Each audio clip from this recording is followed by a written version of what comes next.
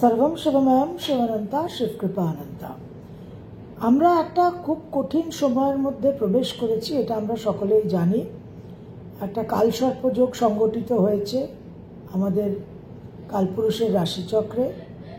মীন রাশিতে শনির সঞ্চার হয়েছে এবং মঙ্গলের নিচ রাশিতে সঞ্চার আর কয়েকদিন বাকি। এখন এই যে একটা বিপন্নতা এবং সার্বিক স্তরে আমরা নানান রকম সমস্ত ধ্বংসাত্মক খবর পাচ্ছি, তো এই সমস্যার সঙ্গে সমাধানও কিন্তু প্রকৃতি আমাদের প্রদান করে থাকে। তো প্রথম সমস্যা যেটা নিয়ে আলোচনা করব সেটা হচ্ছে আমাদের এই ভিডিওর সাউন্ড কোয়ালিটি। বুধ যখন বক্রি হয় তখন সবসময় নয়, বছরে 3 বার বুধ বক্রি হয়, কিন্তু মাঝে মধ্যে বুধ জানান দেয় যে আমি বক্রগতিতে গেছি।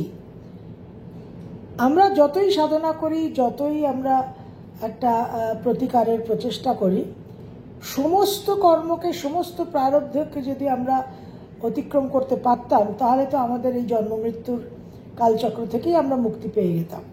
সেটা পারি না, কিন্তু তাহলেও বছরে 3 বার বুধ বক্রির ধাক্কা সহ্য করার চেয়ে 2 বছরে 3 বছরে যদি একবার আমরা একটা বুধের এই প্রভাবটাকে অনুভব করি তাতে কিন্তু কোনো অসুবিধে নেই।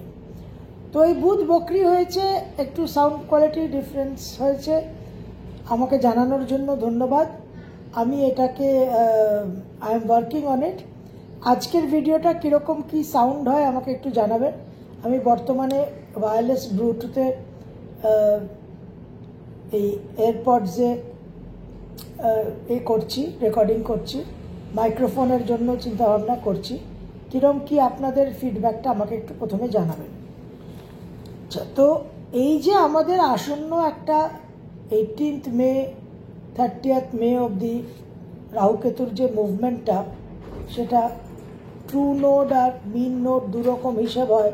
তো সেই জায়গায় রাহুকেতুর যে ট্রানজিট সেটাকে কেন্দ্র করে এবং আলটিমেটলি 28শে জুলাই অবধি মঙ্গলের যে ট্রানজিটটা হবে, সেই 28শে জুলাই অবধি একটা কালসর্পযোগ সংগঠিত থাকছে আমাদের কালপুরুষের রাশিচক্রে। সুতরাং এই সময় আমাদের বিশেষ একটা অসুবিধের সময়। কিন্তু এর মধ্যে এই এপ্রিল মে মাসের মধ্যে আমরা এমন কিছু কিছু তিথি পাচ্ছি যে তিথিগুলো আমাদের কিন্তু রক্ষা কবচ। There is always a window. তো একটু তিথিগুলো আগে আপনাদের আমি উল্লেখ করে দিই, তারপর আমরা আলোচনায় প্রবেশ করব।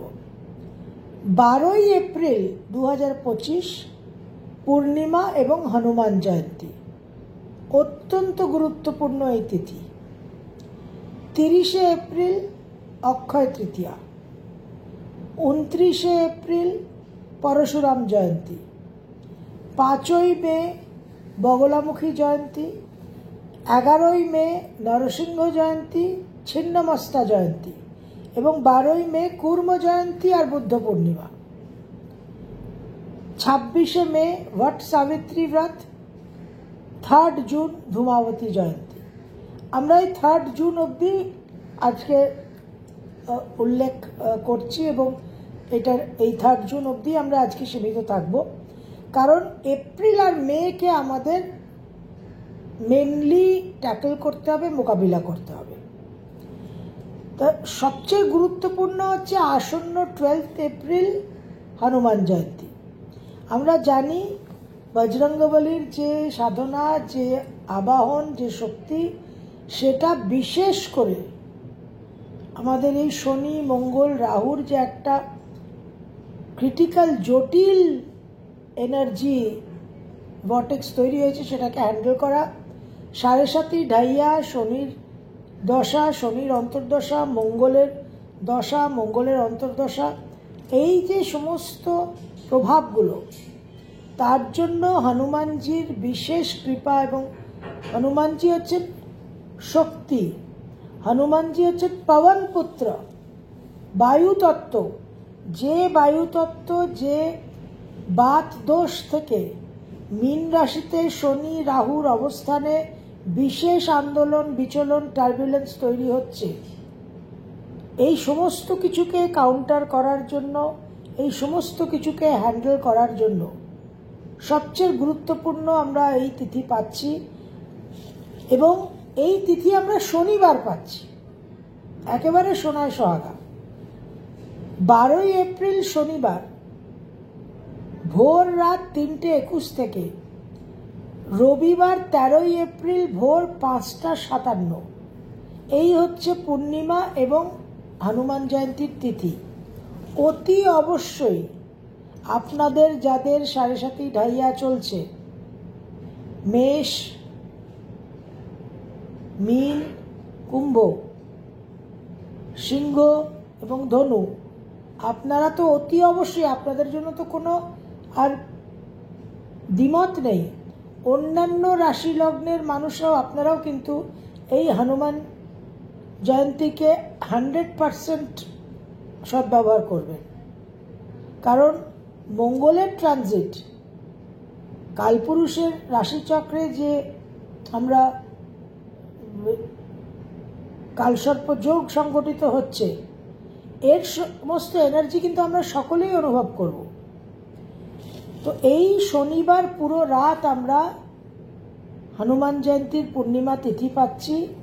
আমি আগেও উল্লেখ করেছি, আজকে আবার পুনরাবৃত্তি করছি, যে আপনারা আপনাদের যে মাসিক অন্ন, চাল, রাইস যেটা আপনারা গ্রহণ করেন, সেই অন্ন আপনারা এই হনুমান জয়ন্তীর রাতে 12 এপ্রিল শনিবার রাতে একটু বাইরে রেখে দেবেন, ছাদে হোক, বারান্দায় হোক, জানলার যদি একটু চওড়া তাক থাকে সেখানে হোক। সম্ভব হলে 2-3 মাসের অন্ন আপনারা ক্রয় করে সেটাকে রাখুন। সে 10 কেজি, 20 কেজি, আমরা তো কোভিডের সময় করেছি, অনেক রেশন আমরা আগে থেকে একটা স্টক করে রাখতাম, কিছুটা শর্টফলের জন্য, ঘাটতি হয়ে যাবে, বাজারে পাবো না ইত্যাদি, সেই ভয়। তো এই হনুমান জয়ন্তীর যে রাত, যে পূর্ণিমা, এই পূর্ণিমাতে কিন্তু অতি অবশ্যই আপনারা 2-3 মাসের, অন্তত মে, জুন, জুলাই যদি পারেন, যাদের অন্য খরচটা কম তাদের পক্ষে বেশি সুবিধে, অতি অবশ্যই সারা রাত এই চাল আপনারা, চালের বস্তা হোক, চালের প্যাকেট হোক, চালের টিন হোক, যাই হোক, আপনারা জ্যোৎস্নার আলোয় রাখবেন, যতটা জ্যোৎস্নার আলো পাওয়া যায়। যদি ডাইরেক্ট জ্যোৎস্নার আলো নাও পান ব্যালকনিতে বা জানলায়, তাহলেও কিন্তু আপনারা বাইরে ওই পূর্ণিমার প্রভাবে রাখবেন। এবং মোটামুটি 2 দিনের মতো জল, 2 দিনের বেশি জল রাখাটাও উচিত না, সেটাকে পান করাটাও উচিত না। তো 2 days ওয়াটার আপনারা কিন্তু রাখুন, এবং স্নানের জন্য একটু জল আপনারা এই রাতে আপনারা রাখবেন। যে সমস্ত শিশুরা সেরিল্যাক খাচ্ছে, বেবি ফুড খাচ্ছে, তাদের অন্তত মাসখানেকের বেবি ফুড আপনারা এই রাতে বাইরে রাখতে পারেন জ্যোৎস্নার আলোয়। এটা একটা অভ্যর্থ চন্দ্রের জন্য প্রতিকার, আমি আগেও আপনাদের বলেছি। এবং এই হনুমান জয়ন্তীতে বিশেষ করে মনের যে শক্তি, মানসিক বল, যে মানসিক বল ভয়ঙ্করভাবে 7.5-তে ঢাইয়াতে ক্ষয় হয়, ঢাইয়া 7.5 শনির দশা, শনির অন্তর্দশা প্রবেশ করার আগেই মনের মধ্যে ভয় ভীতি সঞ্চার হয়ে যায়। তো এইটা আপনারা অতি অবশ্যই করবেন। এবং সুন্দরকাণ্ড, বজরং বাণ, হনুমান চালিসা, হনুমান বাহুক, এগুলো পাঠ একেবারে অপরিহার্য। হনুমান চালিসা চেষ্টা করবেন 108 বার, যদি না পারেন 11 বার তো মিনিমাম। যাদের প্রচণ্ড সংকট চলছে বা একেবারে আন্দাজ করছেন, অনুমান করছেন যে একেবারে নকিং অ্যাট ইয়োর ডোর, আপনারা বজরং বাণ 11 বার পাঠ করবেন। যাদের পরিবারে অসুস্থ মানুষ আছেন বা যারা নিজেরা একটু সুস্থতার অভাব বোধ করছেন, অতি অবশ্যই হনুমান বাহুক 11 বার পাঠ করবেন। সুন্দরকাণ্ড তো একবার এক আসনে বসে 1 ঘন্টা 15-20 মিনিট যে সময় লাগে সেটা করতেই হবে। এই সময়টাকে যদি আপনারা সঠিকভাবে প্রয়োগ করতে পারেন, সঠিকভাবে সদ্ব্যবহার যদি করতে পারেন, তাহলে এই হনুমান জয়ন্তীর যে এনার্জিটা, হনুমান জয়ন্তীতে বজরংবলীকে আবাহন করে আপনারা যে রক্ষা কবচটা তৈরি করবেন, সেটা কিন্তু একেবারে মারাত্মক একটা ব্রহ্মাস্ত্র হবে। কারণ পবনপুত্র হনুমানজি আপনার আমার এই বায়ুতত্ত্বের যে আধিক্য এবং বায়ুতত্ত্বের কারণে যে জটিলতা, সেটাকে বিশেষভাবে কিন্তু হ্যান্ডেল করতে পারবে, মোকাবিলা করতে পারবে, এবং তার যে অসুবিধেটা, তার কারণে আমার মনের মধ্যে যে বিক্ষিপ্ত বিভ্রান্ত নানান রকম ভ্রম তৈরি হবে, যেখান থেকে আমার ভুল কর্ম সম্পাদিত হবে, সেই জায়গায় কিন্তু হনুমানজি আমাদের সহায়তা করবেন এবং নানান রকম বিপদ থেকে আমাদের রক্ষা করবেন। মনের মানসিক বল, বনের বাঘ আমরা চোখেও দেখব না, কিন্তু মনের বাঘ আমাদের প্রতি মুহূর্তে কিন্তু আক্রমণ করছে, খেয়েও ফেলছে। তো এটা অত্যন্ত গুরুত্বপূর্ণ। এবং তারপর 30শে এপ্রিল অক্ষয় তৃতীয়া। সাধারণত অক্ষয় তৃতীয়া সম্বন্ধে একটা খুব জনপ্রিয় ধারণা আছে যে অক্ষয় তৃতীয়াতে আমরা স্বর্ণ, সোনার গয়না এটাকে আমাদের ক্রয় করা হয়। এটা বাঙালির ধানতেরাস। অক্ষয় তৃতীয়ার সঙ্গে যে বিশেষ বিষয়গুলো যুক্ত, সেটা বলা হয় যে ত্রেতা যুগের সূচনা হয়েছিল অক্ষয় তৃতীয়ার তিথিতে এবং মা গঙ্গা অবতরণ করেছিলেন পৃথিবীতে অক্ষয় তৃতীয়া তিথিতে। এখন এই যে স্বর্ণ, এই যে ভূমি ক্রয় করা হয়, প্রপার্টি, যে কোনো শুভ কাজ করা হয়, এই স্বর্ণ বা ভূমি আমাদের অ্যাকচুয়ালি একটা অ্যাসেট, একটা রিসোর্স, যেটা আমাদের সম্বল, আমাদের সহায়, আমাদের একটা সংস্থান হয়ে থাকে, যে বিপদের সময় আমরা সেখানে হাত দেব এবং আমরা বিপদ থেকে নিজেদের রক্ষা করব। তো এই যে একটা আধার তৈরি করা, একটা বেস, একটা ফাউন্ডেশন তৈরি করা, এই কারণে অক্ষয় তৃতীয়া তিথিতে নারায়ণ, বিষ্ণু এবং মা লক্ষ্মীকে বন্দনা করা হয়, তাদের আরাধনা করা হয়। এখন এই অক্ষয় তৃতীয়ার যে তিথি, এই তিথি থেকে শুরু করে আমরা একটা বিশেষ অনুষ্ঠান করব, যে অনুষ্ঠান আমরা 12 তারিখ অবধি, 12ই মে অবধি চালিয়ে যাব। অক্ষয় তৃতীয়া থেকে শুরু করে 12ই মে। 12ই মে আমরা কি পাচ্ছি?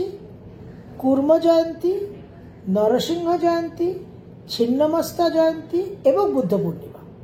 মানে এমন একটা কম্বিনেশন প্রকৃতি আমাদের প্রদান করছে, যে কম্বিনেশনের মধ্যে শনি, রাহু, মঙ্গল এবং মনের যে মন্থন, মনের মধ্যে যে বিচলন আন্দোলন, তাকে, সেই আন্দোলন বিচলনকে স্তম্ভন করে একটা মানসিক আধার তৈরি করে একটা বিশেষ ধারণ ক্ষমতা, এই নিয়ে আমরা অবশ্যই আলোচনা করব। কিন্তু একটা আউটলাইন আপনাদের সংক্ষেপে জানিয়ে দিলাম যে 30শে এপ্রিল থেকে 12ই মে অক্ষয় তৃতীয়া তিথি থেকে শুরু করে 12ই মে কুর্ম জয়ন্তী, নরসিংহ জয়ন্তী, ছিন্নমস্তা জয়ন্তী এবং বুদ্ধ পূর্ণিমা।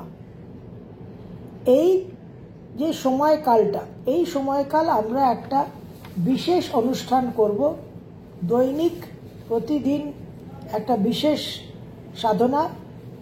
সেই সাধনা নিয়ে আমি আলাদা ভিডিও অবশ্যই উপস্থাপনা করব, কিন্তু আপনাদের জানিয়ে রাখলাম, একটা অবগত করে রাখলাম, যাতে আপনাদের একটা যে ত্রাহিমাম অবস্থা আমাদের সকলের, আমরা সকলে খুবই ভীত হয়ে আছি, সকলের মনের মধ্যেই একটা টেনশন। তো এতটা টেনশন করার কোনো প্রয়োজন নেই, কারণ প্রকৃতি আমাদের বিশেষ একটা পথ দেখিয়ে দিচ্ছে, যে পথ চললে আমরা কিন্তু এই সমস্ত প্রচণ্ড প্রভাব থেকে নিজেদের অবশ্যই রক্ষা করতে পারবো এবং পথ চলা আমাদের অনেক মসৃণ হয়ে যাবে। সর্বম শিবময়ম শিবানন্তা শিবকৃপানন্তা।